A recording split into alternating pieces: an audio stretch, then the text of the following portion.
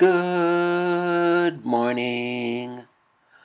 Michael here, looking today at Psalm 16, specifically verse 11 for the exposition. But we're going to go ahead and look at the whole Psalms in totality before focusing on verse 11. This psalm is subtitled, You Will Not Abandon My Soul, and it reads, verse 1, Preserve me, O God, for in you I take refuge. I say to the Lord, You are my Lord. I have no good apart from you. Verse 3.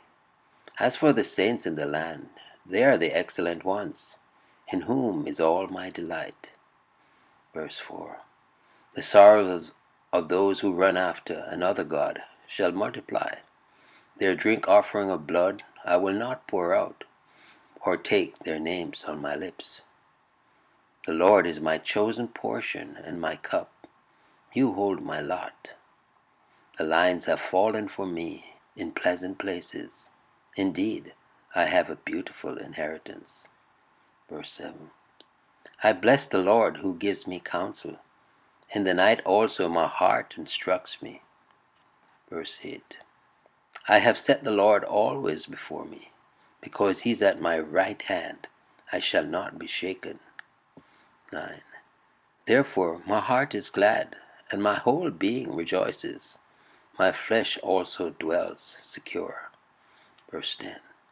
For you will not abandon my soul to Sheol, or let your Holy One see corruption.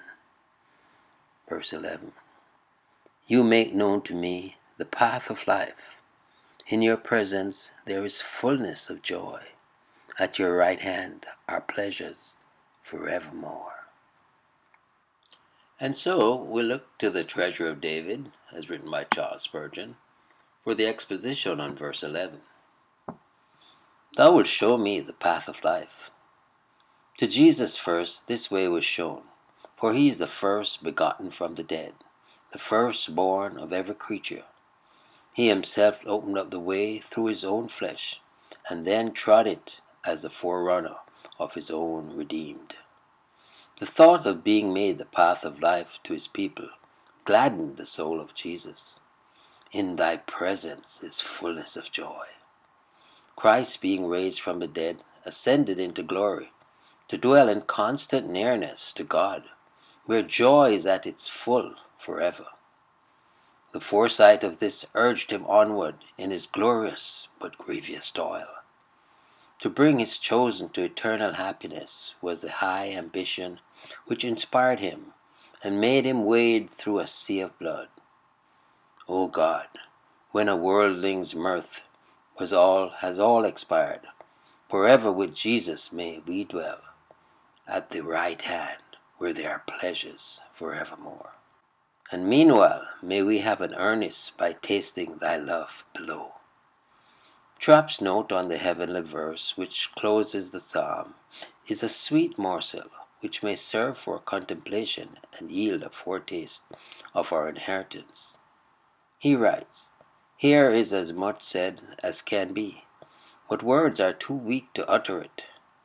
For quality there is in heaven joy and pleasure, for quantity a fullness, a torrent whereat they drink without let or loathing.